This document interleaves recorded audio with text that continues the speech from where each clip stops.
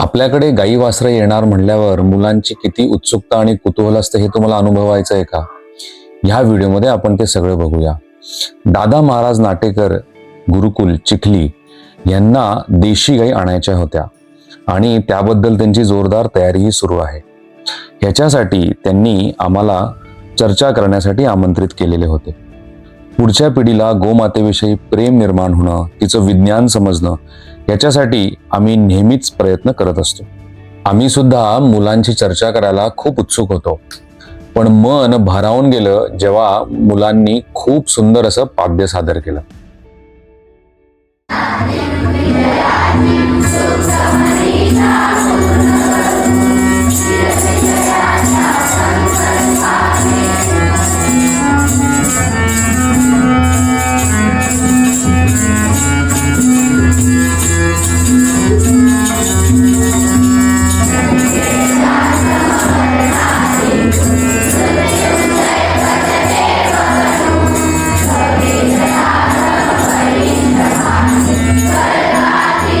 महादेव हे सगळ्यांना माहिती आहेत, बरोबर? आता महादेवाच्या बाहेर किंवा महादेवाच्या मंदिरात आपल्याला सगळ्यात प्रथम काय दिसतं? हात वर करा ज्यांना माहिती आहे. दादा तू सांगशील? नंदी. अच्छा, दादाने सांगितलं महादेवाच्या बाहेर आपल्याला नंदी दिसतो. बरोबर आहे का उत्तर? आता कृष्ण कोणाकोणाला माहिती आहेत? ठीक आहे, कृष्णाने काय सांभाळलं? हात वर करा ज्यांना माहिती आहे. अच्छा, गाई. ठीक आहे, ताई तू सांग, कृष्णाने काय सांभाळलं? गाय. कृष्णाने गाई सांभाळल्या, बरोबर आहे. तसंच आपल्याला दत्त जे आहेत आपले भगवंत, दत्ताच्या मागे सुद्धा आपल्याला गाय दिसते, बरोबर आहे. आपल्या धर्मामध्ये कृषी, गोरक्षा आणि वाणिज्य हे आपले खूप मुख्य आधारस्तंभ सांगितलेले आहेत. कृषी शिवाय आपण जगू शकत नाही, कारण वास्तविक शेतकरी आणि शेती हे आपल्या जीवनातला सगळ्यात प्रमुख घटक आहे. जे आपण आता बोललो, तो तुला काय वाटतं, काय महत्वाचं आहे आपल्यासाठी? आपण गायींची रक्षा केली पाहिजे. अच्छा, गायींची रक्षा केली पाहिजे. अजून मुलांमधनं कोणी सांगेल का? दादा तू सांगशील, तुला काय वाटतं? आपण गायींचं रक्षण केलं पाहिजे. ठीक आहे, गायींचं रक्षण केलं पाहिजे. आपण देशी गायीविषयी बोललो आणि ह्योस्टन फ्रिजन, जर्सी यांच्याबद्दलही बोललो. त्याच्यामधला तुम्हाला एक खूप सोपा फरक सांगतो. कशी ओळखायची बरं ही गाय माझ्या देशातली आहे का नाही?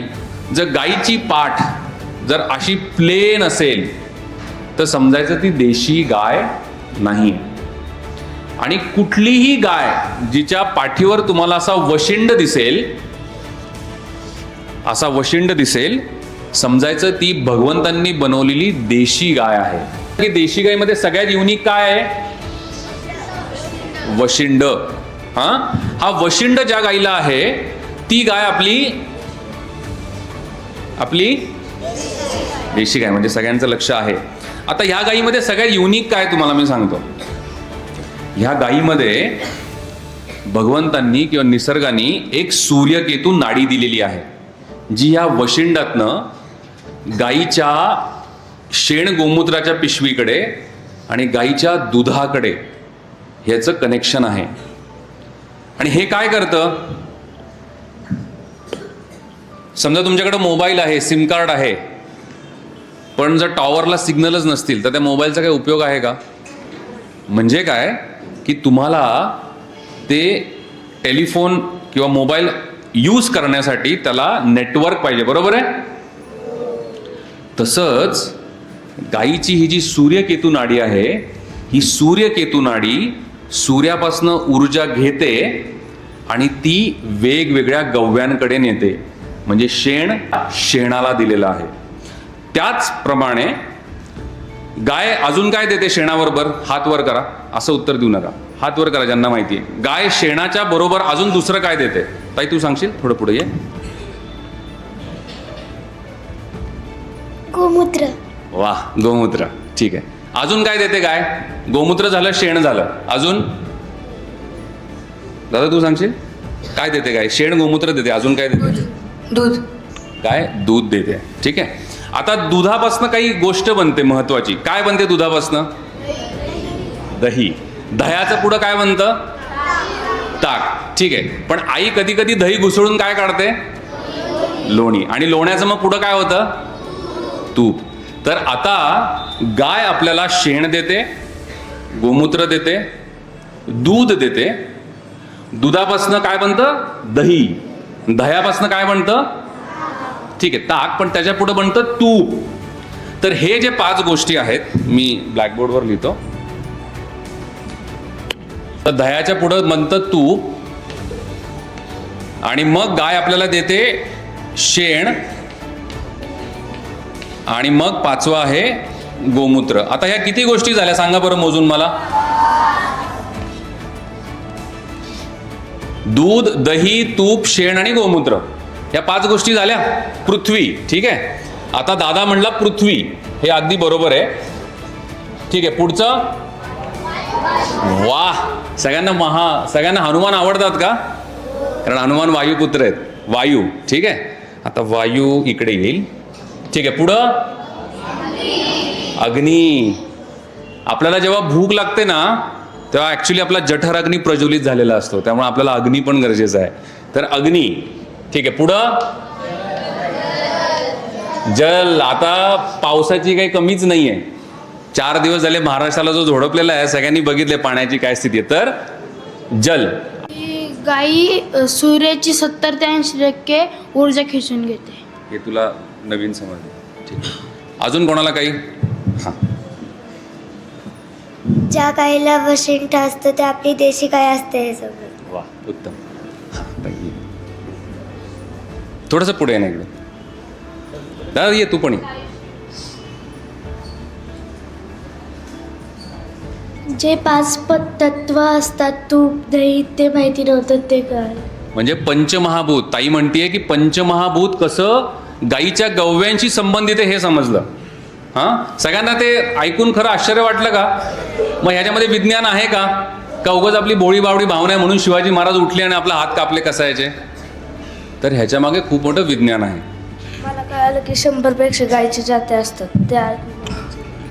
म्हणजे दादाला असं कळालं की गायींमध्ये वेगवेगळ्या जाती आहेत. अजून कोणी? अरे किती गोष्टी शिकलो आपण. येत.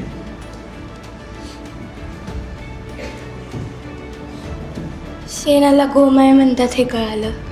शेणाला गोमय म्हणाला हे कळालं. हा, तर ये पुढे.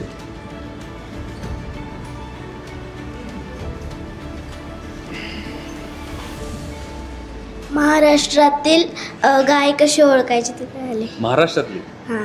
सोहम हजारे यांनी फार छान आपल्या सगळ्यांना समजावून दिलं गाईचं किती महत्त्व आपल्या आयुष्यात जीवनात आहे. शिवाजी महाराजांना एक बिरुद किंवा बिरुदावली किंवा त्यांचं एक विशेषण होतं. कोण सांगू शकेल? गायींविषयी त्यांचं एक विशेष त्यांना गौरवलं जातं. काय म्हणायचं शिवाजी महाराजांविषयी?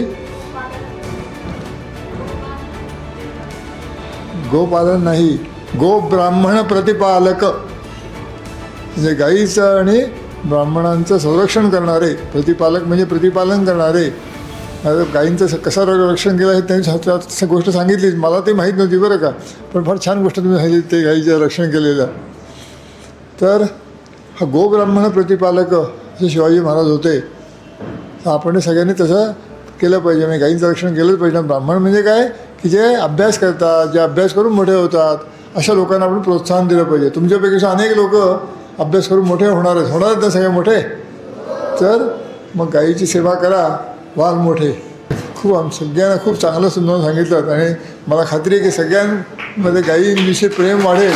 आणि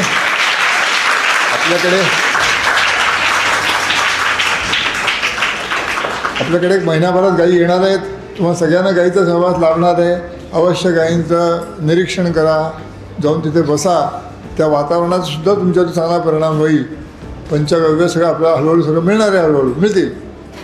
पण आपलं आरोग्यही चांगलं व्हायला पाहिजे आणि मनामध्ये प्रेम गाईविषयी वाढलं पाहिजे. त्यासाठी आपण गोशाळा करतो. मी असं म्हणतो आहे की प्रत्येक जिथे जिथे शाळा तिथे तिथे गोशाळा असली पाहिजे. म्हणजे मुलांना गायीविषयी प्रेम वाढेल. गायीचं जे वात्सल्य असतं, वासरावर जे प्रेम करते गाय, ते प्रेम दूध पिणाऱ्यांच्यामध्ये येते एकमेकांविषयी.